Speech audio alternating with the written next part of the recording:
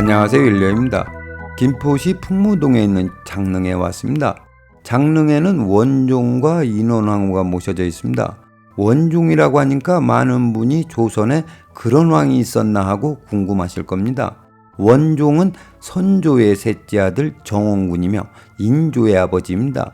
반정 세력에 의해 광해군을 몰아내고 왕위에 옹립된 인조는 돌아가신 자신의 아버지를 정원대원군으로 추봉하고 10년 후에 다시 원종으로 추존하여 이곳을 왕릉으로 조성하였습니다.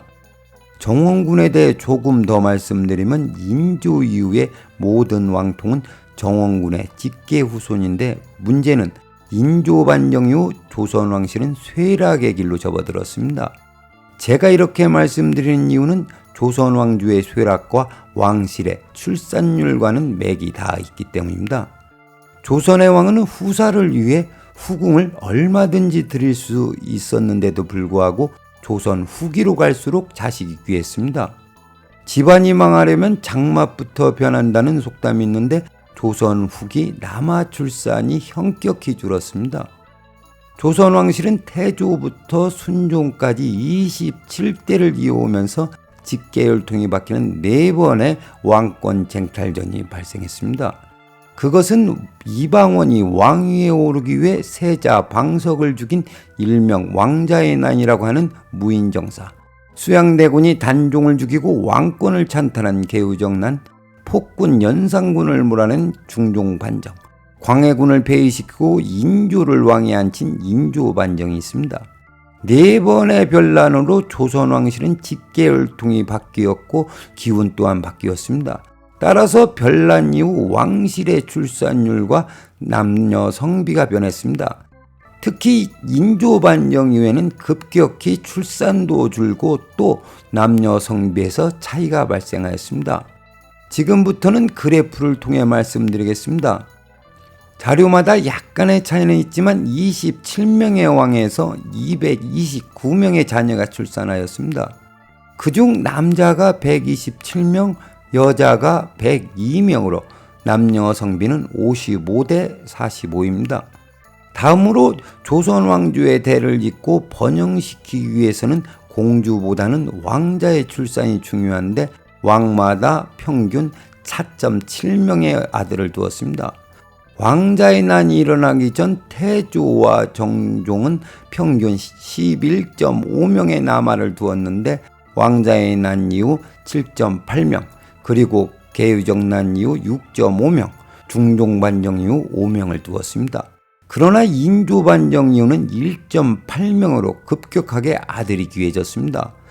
이것을 통해 변란이 있고 난 뒤 점점 아들 비율이 낮아지는 것을 알 수 있습니다. 특히 인조반정 이후 남녀 성비가 바뀌어 남아보다는 여아 출산이 많아졌습니다. 해서 인조반정으로 조선 왕실에 드리워진 기운은 양에서 음으로 바뀌었습니다.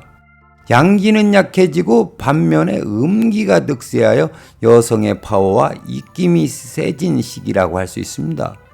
오죽했으면 24대 헌종은 정력제를 너무 많이 먹은 탓에 22살의 젊은 나이에 세상을 떠났다고 합니다. 어떻게 해서라도 자식을 많이 둬야 하는데 몸이 따라주지 않으니 정력제를 집착했던 모양입니다.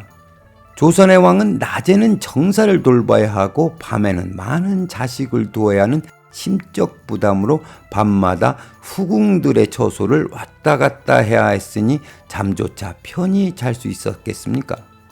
한마디로 조선의 왕은 밤낮 고된 업무에 시달리는 극한 직업이었습니다.